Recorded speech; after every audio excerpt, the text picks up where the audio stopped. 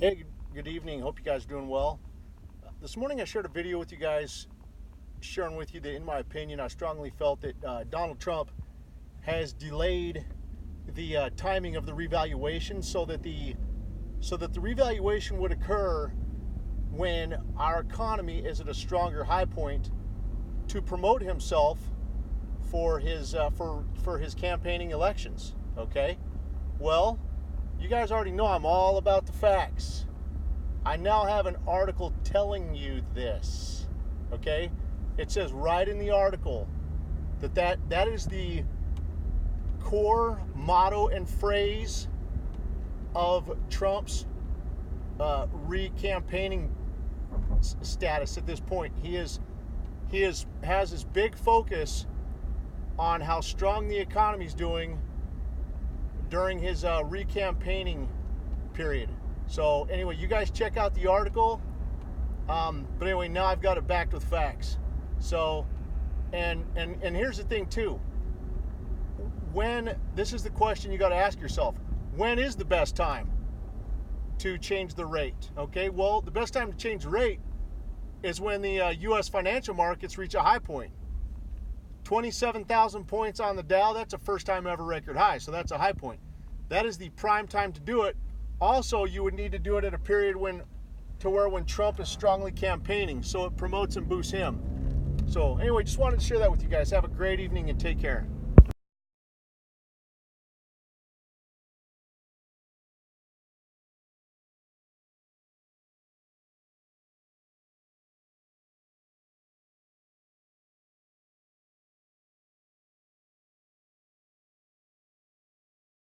Donald Trump thinks a strong economy is his ticket to re-election in 2020. Here's why he is wrong. As a new poll from Quinnipiac University finds, many Americans are not crediting the president for a strong economy. Cody Fenwick. With the 2020 Democratic primary race heating up, many political pundits frame their discussion of the upcoming election around the question, who has the potential to defeat President Donald Trump? While this is certainly a question on voters' minds, it's not the best framing to understand the 2020 election. In reality, Trump's presidency is flailing, and the question really should be, what could the president do to turn around unimpressive approval ratings? But many pundits and politicians alike seem to think that the fact that the economy's fundamentals are relatively strong means anyone seeking to oust the president is fighting an uphill battle. This is the conventional wisdom that the phrase "it's the economy, stupid" is based on. And historically, the economic conditions have seemed to play a significant role in determining presidential elections. Fundamentally, when the economy is weak and languishing, voters look for change, and when it is strong and growing, they're happy to maintain the status quo. Trump himself has seemed to endorse this view. "I'll be running on the economy," he said earlier this month. And for most past presidents, this would essentially have been enough. Barack Obama's 2008 victory is plausibly seen as a direct result of the catastrophic economic conditions at the end of GOP President George W. Bush's term. Trump, however, breaks this mold.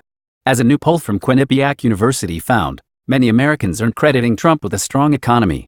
The nation's economy is pretty darn good and President Donald Trump's approval numbers are pretty darn awful, explained Tim Malloy, assistant director of the poll.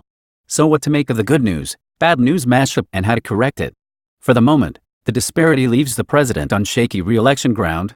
The poll found that 22% of people think the economy is excellent, while 49% say it is good.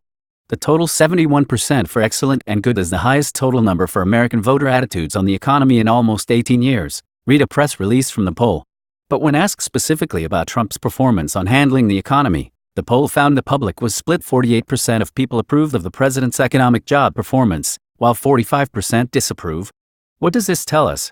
It suggests many people think the economy is good, but they aren't giving Trump much credit for it. However, some people think Trump's economic performance is good but still think he is a bad president overall. This poll found that 38% of Americans approve of the president, while 57% approve, 538, which aggregates polls for a more balanced assessment. Found at publication time that Trump had a 41.5% approval rating and a 53.7% disapproval. All this data suggests that Americans actually have a more complex view of the economy, the country, and the economy than the naive pollster's dictum would suggest. People can believe the economy is good but also that the unemployment rate is not mainly a function of the president's leadership. Others seem to think that the president is doing a fine job enacting economic policy, but that he is a bad president all things considered. These are reasonable, nuanced opinions to hold. It's important to always keep in mind that polls are just a snapshot of the present, and circumstances could turn in the president's favor. A weak opponent or some unforeseen event could give his 2020 election chances a big boost. And it's possible the pressure of an upcoming election will cause voters to reconsider their views on Trump and the economy, and he'll get more of a lift than we're seeing currently. But right now the economy is, in the views of most Americans, quite healthy, and there's just little evidence to think that Trump is sailing to re-election. Because many pundits concluded that it was impossible or very unlikely for Trump to win in 2016, many convinced themselves after the election that they should have treated Trump more like a regular politician. But Trump won the 2016 Republican primary precisely because he wasn't a normal politician, and then he won in the general election despite the fact that he wasn't a normal politician. And right now, Trump is still deeply unpopular, as he consistently has been, despite relatively good economic news. It's really not too surprising. Political commentators have somewhat become acclimated to the status quo, but Trump's incessant tweeting, attacks on opponents and his own administration, pettiness, immaturity, belligerence, erratic tendencies, and his propensity to amplify the country's divisions rather than minimize them all likely contribute to his persistently low approval numbers. If you could largely ignore the president in your daily life, you might be more likely to simply use your feelings about the economy as a proxy for your feelings about him. But when he constantly makes every issue about him and ratchets up the polarization on nearly topic issue he touches, Trump reminds us that there's a lot more to leading the country than overseeing employment and economic growth.